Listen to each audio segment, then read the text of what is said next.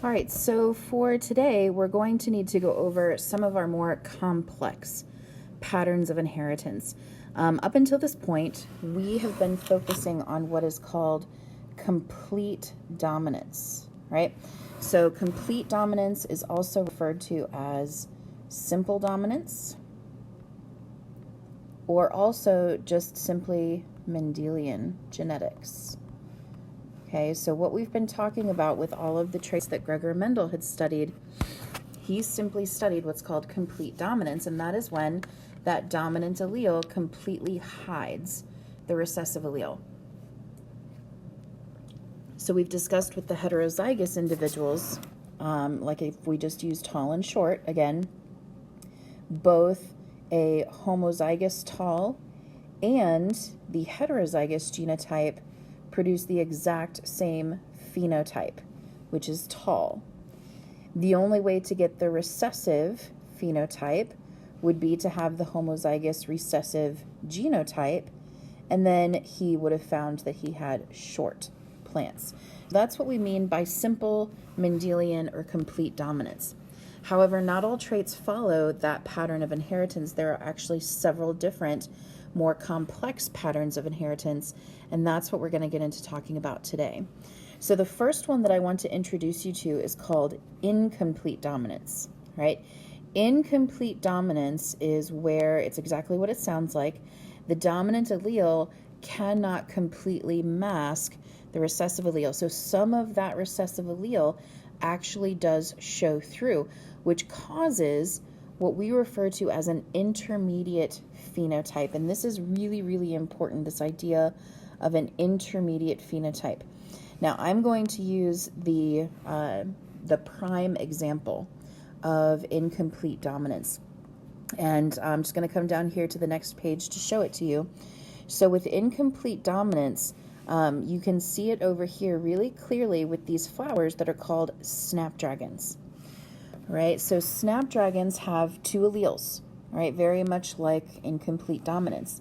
They have a big R allele, which produces a red color in their petals of their flowers, and it has a recessive allele, which causes essentially the absence of red, or what we would call the white color in their flowers. But what's interesting is that these alleles are incompletely dominant. This red allele cannot completely hide the white allele. So when we cross a homozygous red snapdragon with a homozygous white snapdragon, remember that all of the F1 offspring, these would have been what Mendel would have called hybrid. We now know that we call these heterozygous. Okay, so all of the offspring are heterozygous. They have one big R, one little r. And notice their color. They're not red and they're not white. They are an intermediate color. They are pink. So the red cannot completely hide the white, and it causes an intermediate, something that is neither the dominant nor the recessive trait, but it's somewhere in the middle. And I think we can all agree that pink is in between red and white, right? So that is a classic example of what we call incomplete dominance. Notice we still use the same conventions, though. We still use a capital letter for the dominant allele and a lowercase letter for the recessive allele. It's just that the way that they interact is different. So you can always tell you have an incomplete dominant trait when your heterozygous individuals have this new phenotype that is all their own. It's not red, it's not white, it's pink. It is a unique phenotype just for them. Okay? Now, the other type of inheritance pattern that I want to talk about is called co-dominance. Right, so it's really easy to get these two confused with each other. So I do need you to spend some time and work on these so that you can understand the difference between incomplete and co-dominance. Co-dominance is where both alleles are equally dominant. So in this case, we don't necessarily have what we would call, quote, a recessive allele. All right, in co-dominance, you can have two or more alleles that are all equally dominant, right? So that when they are inherited, they get expressed. So let's take a look at an example of codominance, okay? So in codominance, I have a lot of chickens on my farm, and my chickens show this type of codominance inheritance where if I were to cross one of my white chickens, so completely covered, all white feathers, and I crossed him with one of my black hens, right, where she's completely covered with black feathers, I don't get gray chickens, right? If I got gray chickens, then this would follow incomplete dominance, but my chickens show codominance where their baby chicks end up being speckled. Half of their feathers are white and half of their feathers are black. So each of those alleles end up getting expressed equally in the heterozygote. Now, on this slide, showing you a slightly different allele, the way that we would write alleles for this. So because they are both dominant, there are a couple of different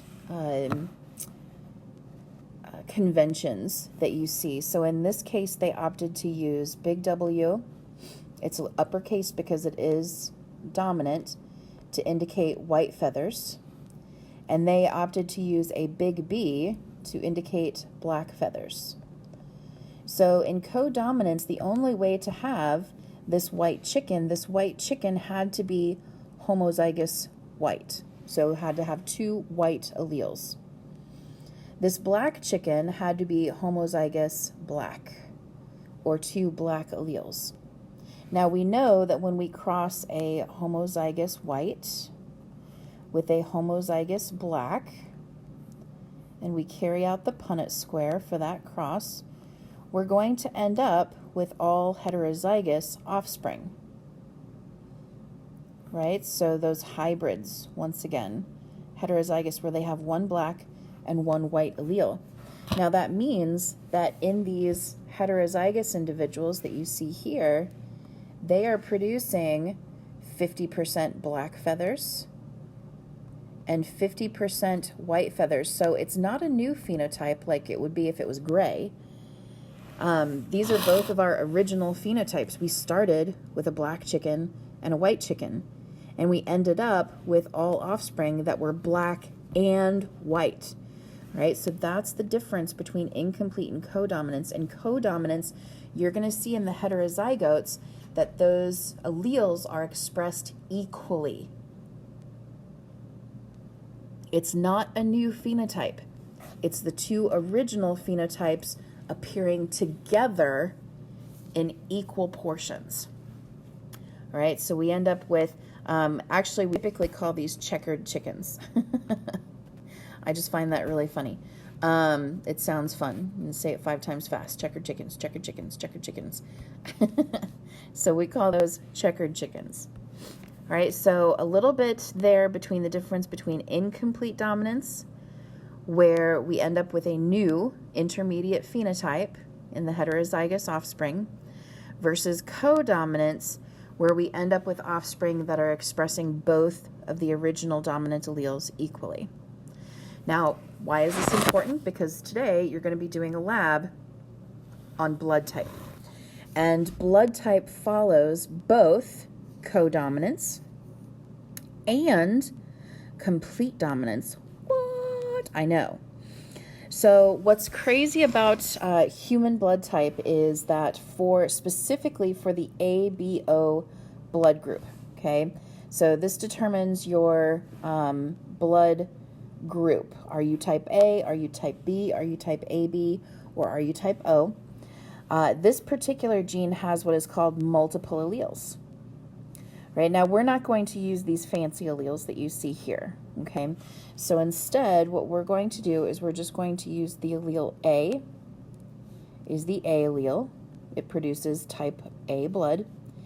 B is the B allele. It produces type B blood. And O is the O allele. And you guessed it, it produces type O blood. Now what you have to know is that both of these alleles A and B are dominant. Okay, so if they appear together, that means that they are co-dominant. Okay, that's going to be really important. If A and B are inherited together, they are both expressed. The O allele is recessive, and it's fully recessive. So the only way to get type O blood is if you have two type O alleles. So I want you to write this in with me. You should have this in your notability. I want you to write it in. In order to be blood type O, for the alleles we're going to use, you would have to inherit two type O alleles. Okay?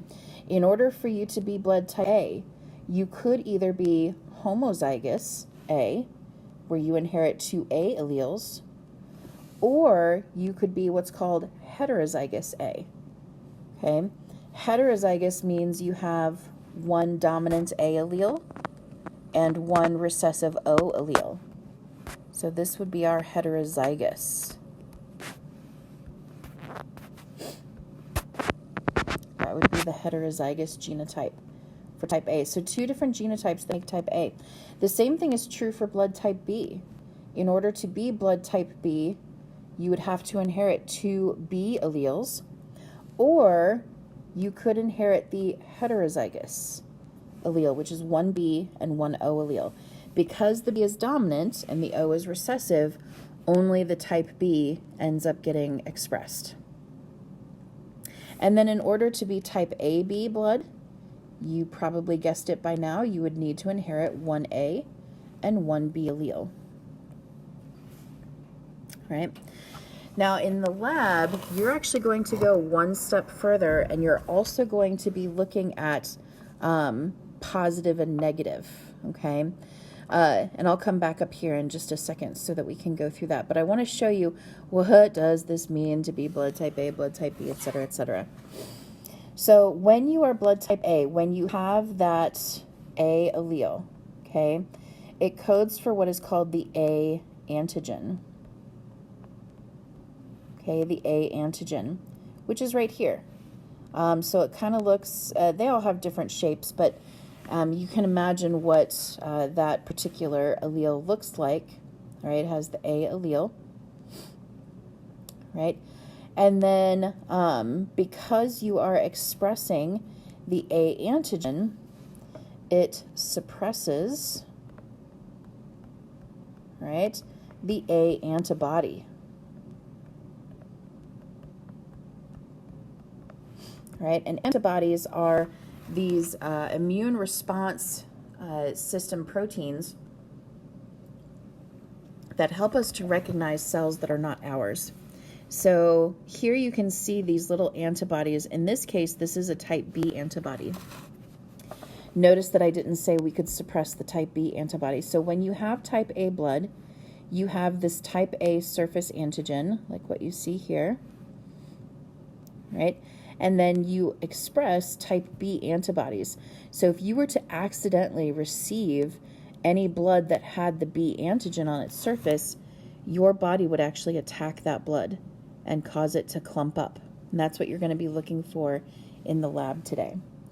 Right over here, notice on type B blood, this is because that B allele that was inherited codes for type B antigens. Right, so notice these B antigens, they're shaped a little differently. Now they're shaped kind of like little triangles. And because you have that type B antigen, this allele also suppresses the production of B antibodies. So notice that this blood doesn't have any type B antibodies in it. It has type A antibodies because it didn't have the A allele, so it wasn't able to suppress the production of that antibody. All right, so this is why it's so interesting about blood type AB and blood type O. If you look at blood type AB down here, okay, these are individuals that inherited both the A and the B allele, which means they have the A antigen and they suppress the A antibody. I'm just going to write A anti. Right? Since they have the B allele, They form the B antigen. So again, here's our A antigen, here's our B antigen. Now they have both of those surface proteins.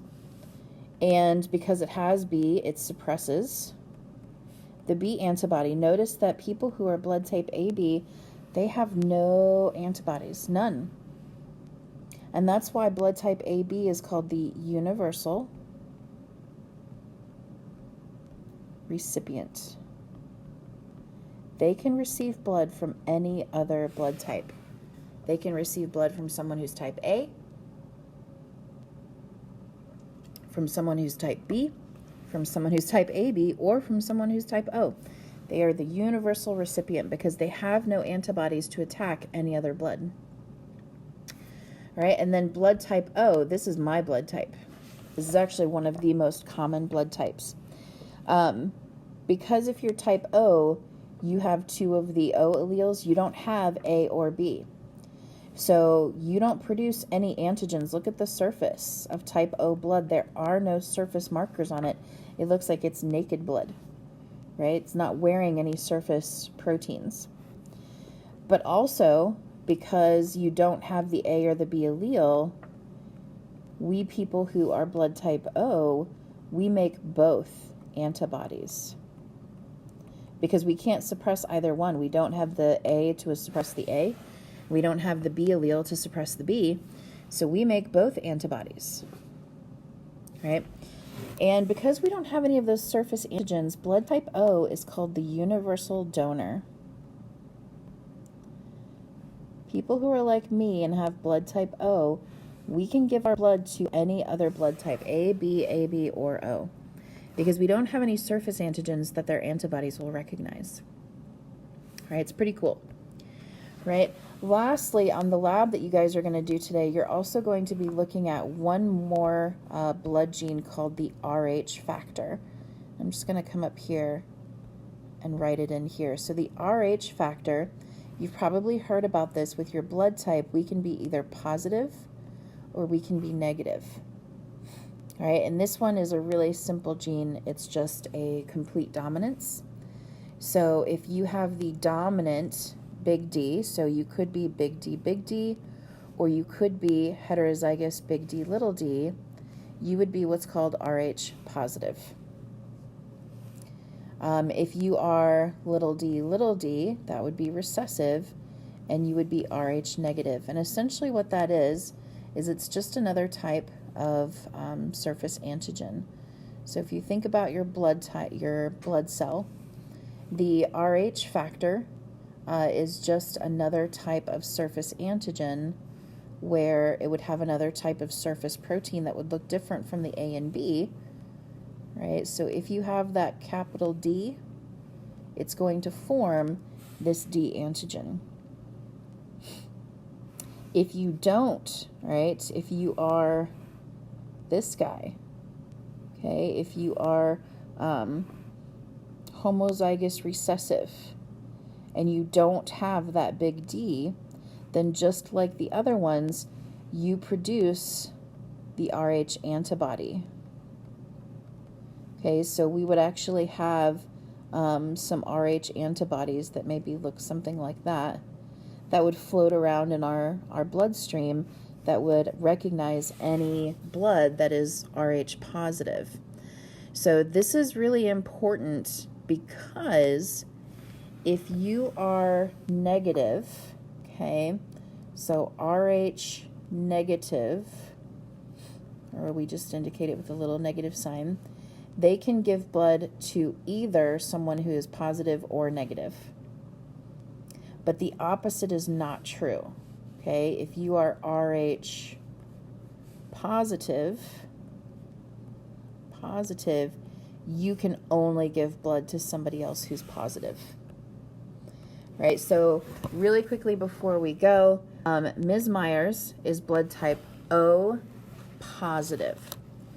So if we go down, let's just go down here, right? I am O positive.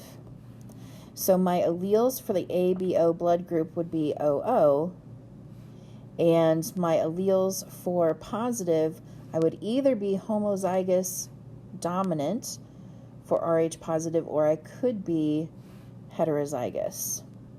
So this means I am blood type O. This means I am Rh positive.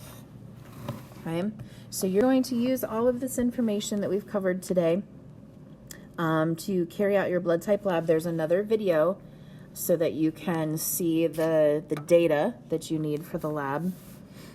And if you have any questions, reach out to me by email.